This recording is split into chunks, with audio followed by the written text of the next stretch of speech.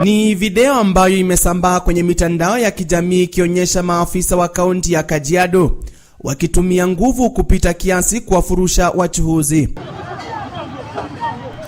Tuliamua kufanya mahojiano na wakili Daktari Kanjori kuhusu swala hili. Kanjori aliyotaka serikali ya kaunti ya Kajiado kuwapa wafanyabiashara au nafasi badala ya kufanyia kazi.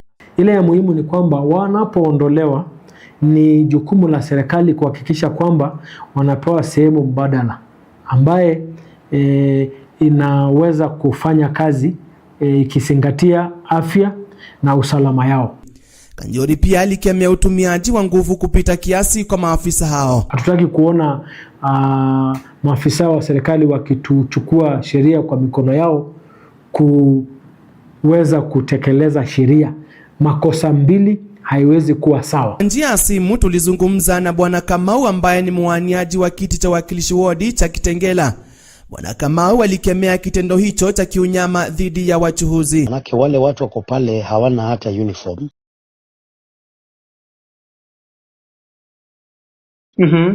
Lakini ni watu ambao wanajulikana. Yeah. Na ni vizuri watu wajue pia kuna personal culpability.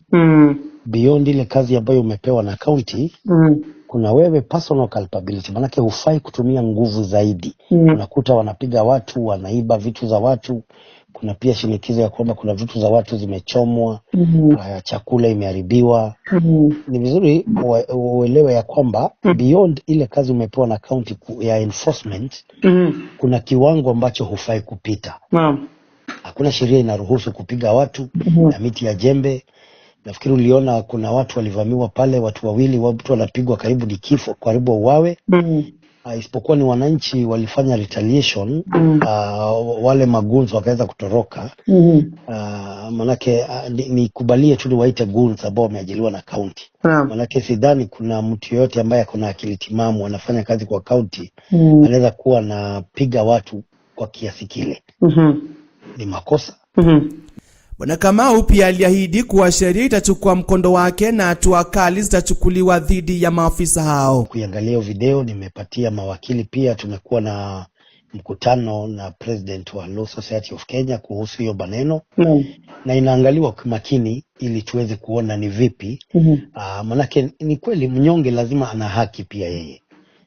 Kila mtu ana haki zake na lazima pia haki zake ziweze kuangaliwa vilivyo. Sio kupiga watu ni kama mabusu, kupiga watu ni kama wanyama.